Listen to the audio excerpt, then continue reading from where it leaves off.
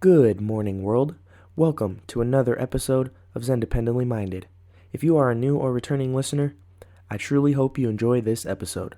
I know it's been a while since I posted a podcast. It's been almost 2 weeks, but there wasn't really anything on the MMA side as far as news and content to talk about, and I just was kind of taking a break. Been grinding out, been very consistent with videos and podcasts every week, but I'm back, and perfect timing too because there's a lot to talk about. But I'm gonna finish up the intro. If there's anybody you know, family, friends, best friend, girlfriend, husband, wife, cousin, whoever, your neighbor, if he loves combat sports or she loves combat sports, share Independently Minded with them and be a good neighbor because it's the best combat sports podcast out there. So on this episode of Independently Minded, I have a lot of things to talk about. There's a lot of news to talk about when it comes to combat sports and MMA, UFC specifically. I know in boxing there's been a lot of chirping. Everybody wants to fight Tyson Fury. Tyson Fury will whoop everyone's butt according to him. And as far as boxing goes, there hasn't been any actual bouts signed and agreed upon yet. So there's nothing really to talk about there. But on the UFC side, there's a lot. First thing I wanted to talk about, UFC 250. A little bit of an underwhelming card, but it's going to be headlined main event. The main event's going to be Amanda Nunes. She's going to attempt to defend her belt against Felicia Spencer. So I think Amanda Nunes and Felicia Spencer are both good wrestlers. Obviously, Amanda Nunes trains at American Top Team, wrestling heavy. She's got heavy hands, of course. She knocked out Chris Cyborg in like 30 seconds, 40 seconds, whatever. But I think her size is going to be too much for Felicia Spencer, and I think she's just going to wrestle her to oblivion and win by ground and pound. I'm predicting a 4th round TKO. She's going to tire Felicia Spencer out with her size, and she's going to ground and pound her to victory. And that's that. That's all I really have to say about UFC 250. I believe Aljamain Sterling is fighting Corey Sandhagen that card, I believe, which is also another really good fight. Aljamain Sterling is one of the best in the Bantamweight division, and now that Henry Cejudo has vacated the belt, we could see him fighting for the title soon, but I'm going to get to that later because there is a title fight that has been made for that division. So, another thing I wanted to talk about was Dustin Poirier and Dan Hooker. I believe that is officially signed, and it's going to happen in the middle of June.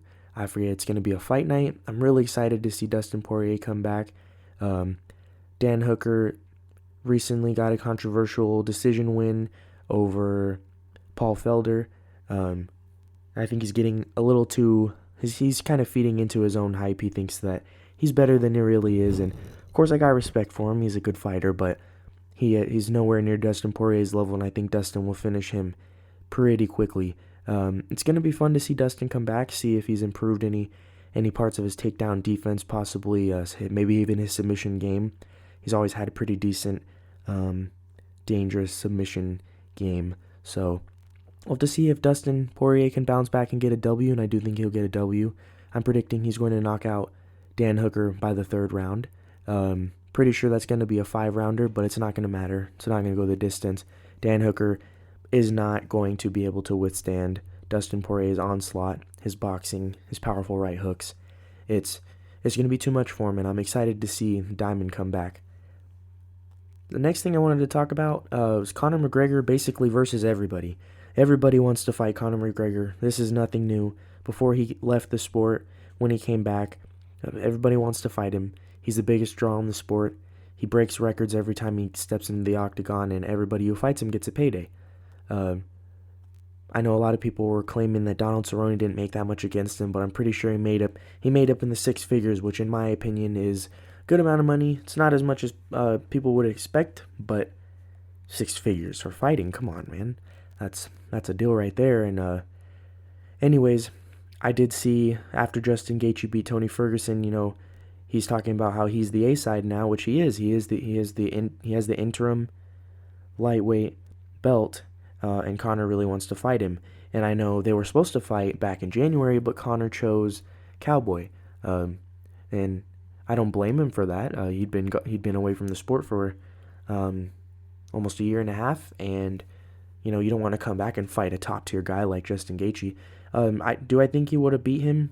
Yes, I still think he would have beat him, but he did choose to fight Cowboy the first time, so now Justin Gaethje, it's kind of the cards are flipped, tables flipped, and now Gaethje has the say-so, and he wants to fight Khabib first.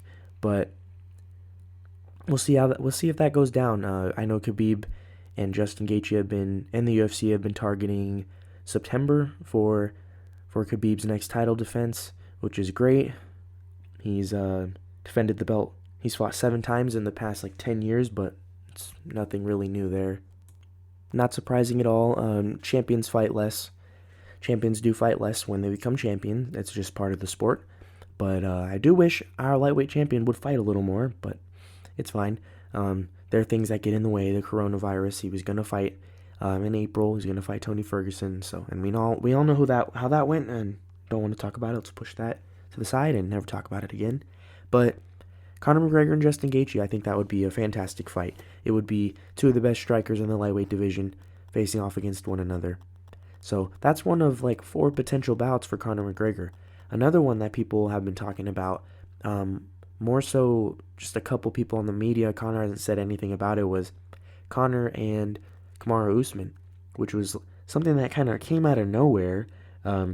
Someone actually on Twitter it was just some semi-popular, kind of had a semi, medium to large following on Twitter, just randomly made up that there were talks between Conor and Usman for fighting for the welterweight title, and it kind of picked up steam and everyone started sharing it, and eventually got to the UFC, got to some of the UFC media, and then it got to Kamaru Usman, and then he addressed it. He basically just said more of the same that he says to everybody. He has the same kind of trash talk. He just said it wouldn't be fair, it'd be illegal murder, why do you guys want to see him get killed, why do you want to see me retire the Irishman, all this stuff. And I agree a little bit. I think Conor is too small for Usman. Usman is very strong, but also at the same time, Nate Diaz is really big too. But I think Kamaru Usman's wrestling and his powerful wrestling would just completely tire Conor out, and it would be a boring fight. On the flip side, I do think Usman has a big enough ego to want to stand and bang with Conor, which is a whole nother thing. Conor has one of the best defensive fighting styles in the UFC, definitely in the lightweight division, probably the best. He doesn't get hit often. He hits hard. He hits like a train, like a freight train. And I think if Usman's ego got the best of him and he was to stand and bang with Conor, Conor could do some damage. I just don't see that happening, though. I don't see this fight happening at all. I don't know why it picked up steam at all. I just don't think it's going to happen. But the third kind of, I guess, technically before this one, Conor and Nate Diaz, that trilogy fight's always been there. It's always an option for the UFC. It would sell pay-per-views. If they had a gate, if they had fans in their arena, it would completely sell out in a heartbeat, probably faster than Conor's comeback fight with Cowboy. But I don't see that happening either, because I don't see Nate Diaz fighting anymore. I don't think he should fight anymore. He looks like he's taken a step or 2 out of his game, and he's just slow. And I think Conor would finish him if they were to rematch. But that's kind of besides the point. The third one is just Jorge Masvidal. Jorge Masvidal has been he's been talking about fighting Conor since Conor's comeback fight. He showed up in attendance, was begging for a fight, begging for a call out, and Conor's expressed interest in taking the BMF belt from him. I know the BMF belt is a one-time thing, is what Dana White said. He said he wants to stick with real belts, and I know Conor feels the same, but he just wants all the belts. He said it before. He said it years ago to Tyron Woodley backstage. He wants all the belts, and I would love to see any of those 3 fights happen. The one I want to see the most, though, is Conor versus Gaethje, because that will put him straight back into title contention. It would get him a rematch with Khabib, which is inevitably going to happen. And I just want to see Conor back at 155. I think he's the perfect size for 155. He's fast. He's tall enough. The average height of the lightweight division is around his height, maybe a little shorter. And he's got power. He's got a lot of power. You could tell with his strikes when he was fighting Cowboy that he's got power. He's got some strength. And I just want to see him stop meddling in the welterweight division, and because I think he is the king of the lightweight division, or at least I want him to become the king of the lightweight division again. So we'll see how this plays out, but Conor has a lot of options, and the UFC should be able to book a fight for him soon.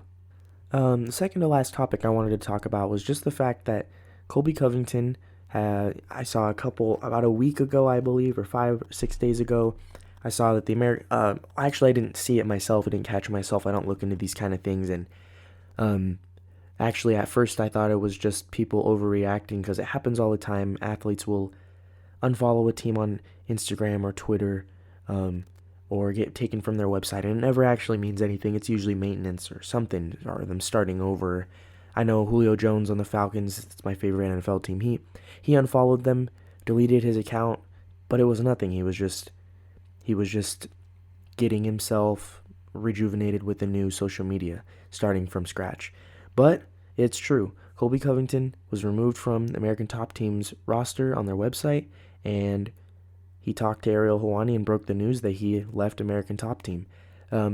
Colby kind of had his usual antics, talking trash, calling everybody a bunch of nicknames, and basically he said he still has a lot of respect. He still is very close with Dan Lambert, the owner of American Top Team, but he just said things weren't working out because Dan Lambert had enacted a no trash talking policy, and then Colby immediately was talking trash. He was talking about Joanna Jędrzejczyk, about how they messed around, they had a fling, and then Colby was talking trash to Jorge, Dustin Porier, all this kind of stuff, and it just looked like it was time for them to part ways. And I like this move. It's really hard to focus training when you got a bunch of guys that want to kill you for real.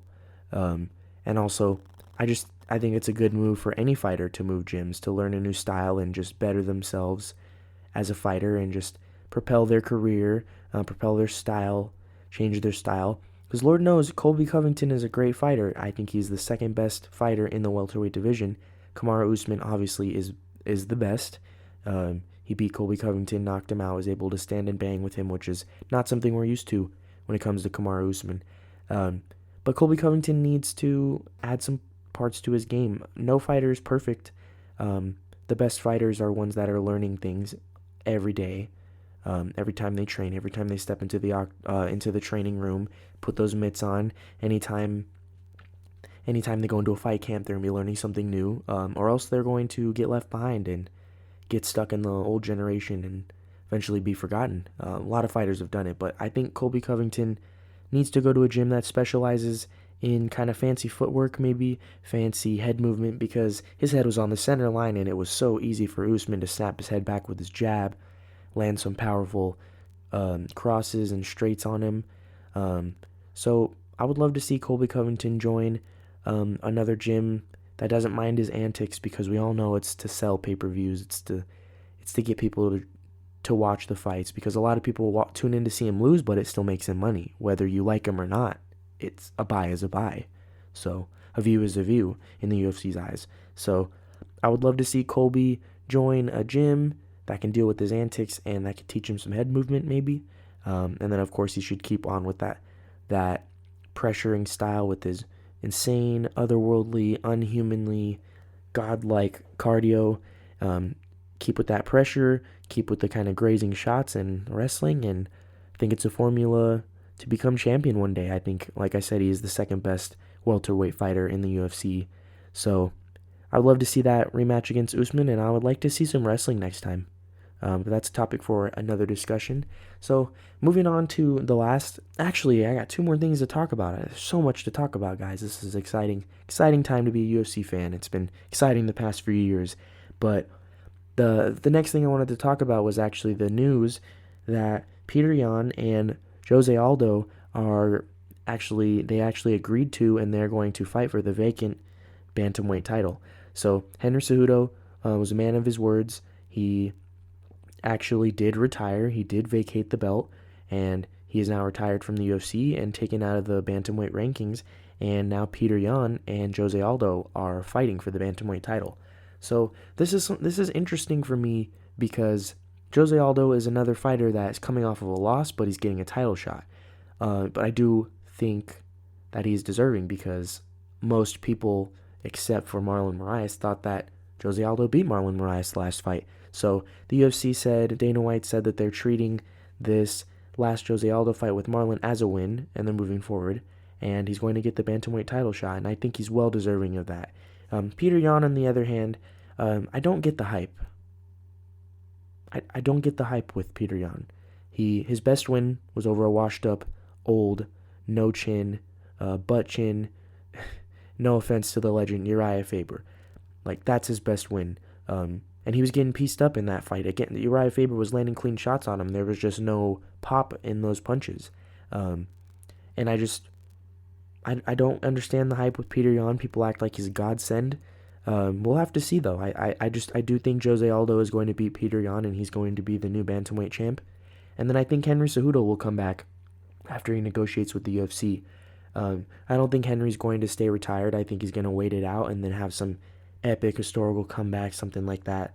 I don't know if Dominic Cruz is still going to fight. Aljamain Sterling is another threat, big threat in that division. Same with Marlon Moraes. Marlon Moraes he won his last fight technically, but he's always been a powerful striker. It's just he has cardio issues, it seems like. It might be mental. I know he goes for the throat, goes for the jugular, tries to get the finish really early on, and that might be the reason why he's had cardio issues or just mental. He lacks mental awareness. I'm not sure, but he's a very, very, very, very good striker. He's got great kicks, great leg kicks, great head kicks, great switch kicks. He's just a good striker, and I think he's also a threat in the bantamweight division. So that, without even losing Henry Cejudo, I think the bantamweight division. Cody Garbrandt. We got Cody Garbrandt. He's fighting. I forget who he's fighting for his comeback fight. And then we also have TJ Dillashaw is coming back. So we got a pretty stacked bantamweight division, even without Henry Cejudo. That's the top 3 divisions in the UFC right now, in my opinion. So it's going to be interesting. I'm glad the bantamweight division's getting some more excitement up in there. We'll have to see how this plays out, but I do predict Jose Aldo will beat Petr Yan. I'm not sure the method for that, but I'll discuss it in the future. I'll kind of go through the intangibles and the X's and O's, and then after watching a few more of their fights, and after studying them, I'll go back to you guys and give my official prediction on that. The last thing I wanted to talk about was great news that it looks like Jon Jones is leaving the UFC, and it looks like he is vacating the light heavyweight title, which is great news to me. So if you guys know me, if you personally know me, or you've listened to the podcast, you know that I used to be a big Jon Jones fan. I defended him through all the scandals, the crimes, the PEDs, the roids, the doping, whatever you want to call it, all the millions of things that he did. He was trying his hardest. He tried harder to lose fans than he did to defend his belt and keep his belt, and stay off the streets and stop doing dumb stuff. But this last time around, his DUI wasn't what caused me to not be a fan. I just was tired of his bullying tactics. The way he insulted Anthony Smith after Anthony Smith's house was broken into, the way he kicks people when he's down, him bullying Tony Ferguson for his mental health, joking with him about how he's suicidal, and that kind of stuff, it just doesn't fly with me. I don't like bullies. I like bad guys in the UFC. I like Colby Covington. Michael Bisping was enjoyable to watch.